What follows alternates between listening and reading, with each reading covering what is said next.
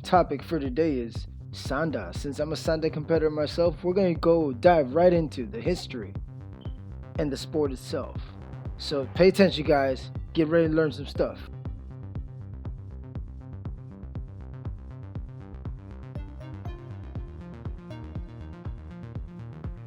Many people tend to believe that Sanda is not a real Chinese martial arts. They think it's a combination and a mix of all these other arts, when in reality it is just a mix of all traditional Chinese martial arts into one. It's just been more modernized for the past 4 decades.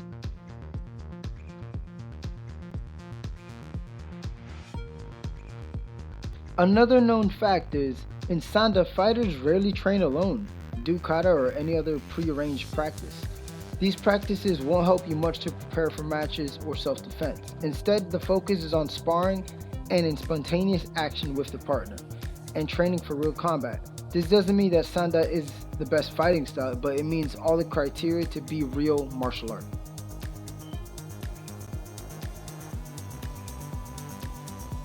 Sanda is a unique fighting system, much more versatile than most other striking arts.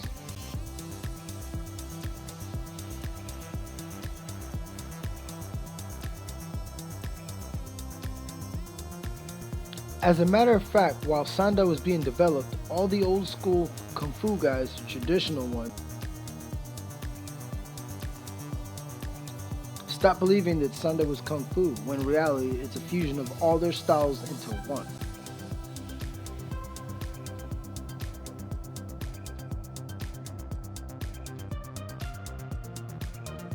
Another known fact is Sanda is among the most popular combat sport in the Eastern world, and countries like Russia, China, and Armenia.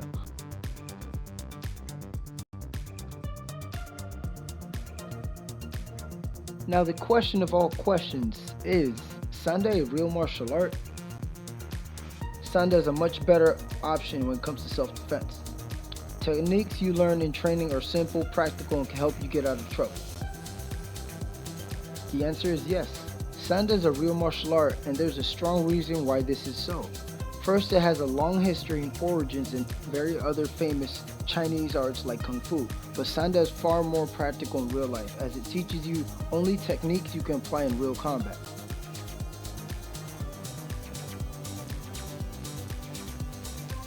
The rules differ between organizations though, but the general ones are very much the same.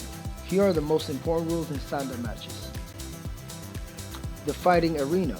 Sanda fighters compete on an elevated square platform. This platform originates from Leitai and is 80 centimeters in height, 8 meters in width, and 8 meters in length around the platform. There's a 30 centimeter thick cushion to prevent fighters from getting hurt when falling off. Also, they do wear protective gear, as for a chest protector, headgear, mouthpiece, and a pair of full padded gloves, boxing gloves, and a cup. The length of the matches, they have 3 rounds in total, with each round being 2 minutes long. There's a 1-minute rest period between the rounds.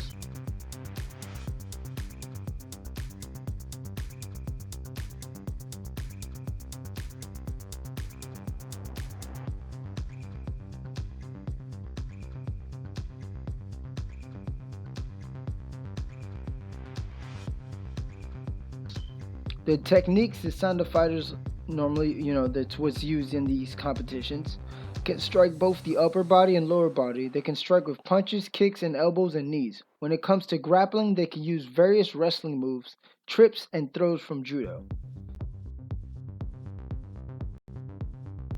As for the weight classes, there's 7 weight classes for women and 11 weight classes for men.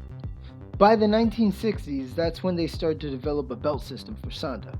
The beginners start from the white belt level, which is 1, and they must go all the way up to the red belt and black belt, level 10.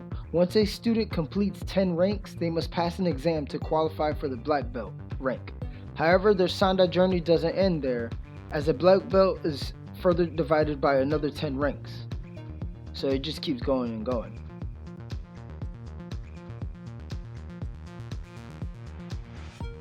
Sanda originally emerged in the 1920s and was known as free fighting in China. At the time, the military needed a new combat system to improve the fighting abilities of its soldiers. They created the style known as Sanda, which means obviously free fighting, as a mix of techniques from various Chinese arts like Kung Fu, Lei Tai, Shua Jiao. Later on, they would add techniques from Western arts like boxing and judo. Over the next 4 decades, police and military were the only ones trained in Sanda. But it will all change in the 1960s when the Chinese government regulated Sanda as a combat sport. Their main goal was to gather techniques and rules from all Chinese arts and put them into one style of fighting. The final result was a fighting system that is a mix of striking and grappling techniques. However, the sport version differs a lot from the military version, as it is much safer, and it also doesn't include techniques like chokes, joint locks, and elbow strikes. The question of all questions is Sanda good for MMA? Sanda is a very versatile art that is more than present in modern MMA. Although not as much as other arts like Muay Thai, for instance, many top-level UFC fighters have a strong base in Sanda. Some of the most popular ones are Kung Lee and Muslim Salikov. Overall, Sanda is a solid base for MMA.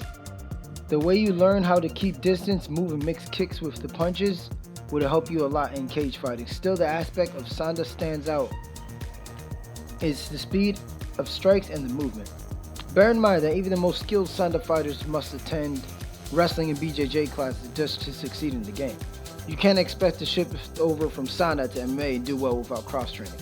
Although Sanda covers both strike and grappling aspects, there are more than a few cons. For instance, grappling throws and takedowns you learned in Sanda might look like you can use them in MMA, but these techniques are not advanced enough. I myself am a Sanda practitioner. I train with a bunch of MMA guys out of Fight Sports Deerfield, so I can relate to this big time.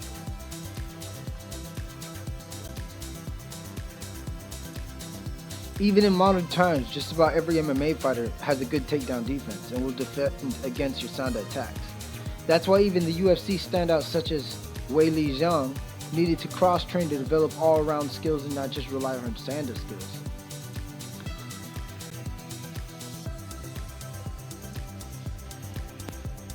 So, this was a little history on Wushu Sanda and what it is now and what it became. If you guys care to learn more about this topic, please comment below. Other than that, like and subscribe, and have a good day, guys. Take care.